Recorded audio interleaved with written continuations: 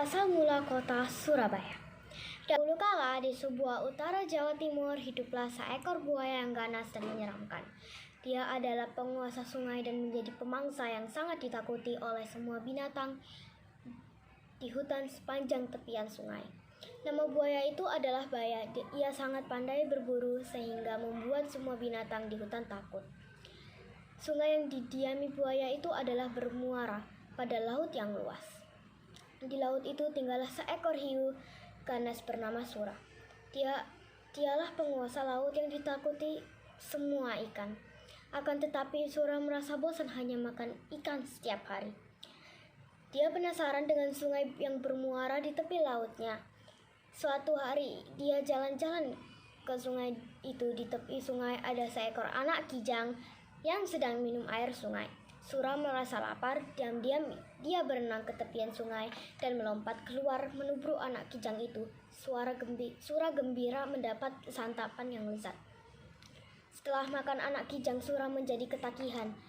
Keesokan harinya ia berburu kembali ke sungai dan itu mendapat banyak santapan. Semakin hari Baya menjadi curiga karena semakin hari dia semakin kesulitan mencari mangsa. Dia pun menyelidiki sebabnya. Saat melihat Sura menangkap seekor anak monyet berenang di sungai, Baya marah. Baya menjadi marah, sangat marah. Baya pun mengancam Sura, tetapi dia tidak takut akan hal itu. Dia malah menantang si Baya. Akhirnya perkelahian pun tak dapat dihindari. Mereka saling bertarung mengadu kekuatan. Karena sama-sama kuat, pertarungan itu pun sangat lama. Berhari-hari lamanya semua binatang di hutan terganggu dengan perkelahian itu. Mereka tidak bisa tidur dengan tenang. Akhirnya kedua binatang itu kelelahan. Tak ada yang menang, tak ada yang kalah sebab kedua-duanya sama-sama kuat. Salah satu dari mereka pun akhirnya sepakat mengakhiri pertempuran tersebut. Mulai sekarang mereka bersepakat untuk membatasi daerah teritorialnya masing-masing. Dan jika ada yang melanggar janji akan ada akibatnya sendiri. Akhirnya perjanjian tersebut oleh kedua pihak. Akhirnya mereka kembali ke daerahnya masing-masing. Berbulan-bulan lamanya hutan menjadi tenang kembali. Tak ada lagi pertempuran antara Sura dan Baya. Namun Sura merasa gelisah. Dia merindu santapan daging kijang seperti dulu. Ikan-ikan yang melimpah di laut tidak bisa menyembuhkan rasa laparnya. Dia tidak mampu menahannya. Diam-diam ia berenang di muara dan bersangka bahwa Baya tidak akan tahu. Namun sayangnya tidak ada mangsa yang mendekat ke muara. Sura bosan menunggu. Akhirnya dia berenang masuk ke dalam hutan.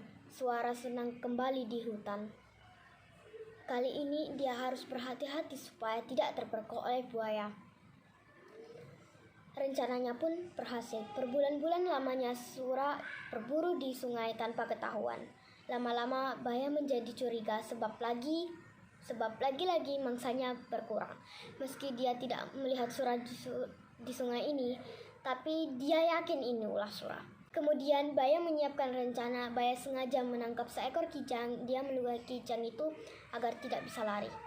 Kijang itu diletakkan di pinggir sungai. Lalu Baya bersembunyi. Sura yang berenang di muara senang melihat kijang itu. Karena kijang itu sangat gemuk dan santapan si Sura. Ketika hendak membawa kijang itu ke laut, tetapi tiba-tiba Baya datang menghadangnya. menghadangnya. Dia mengatai Sura bandel dan tak tahu malu.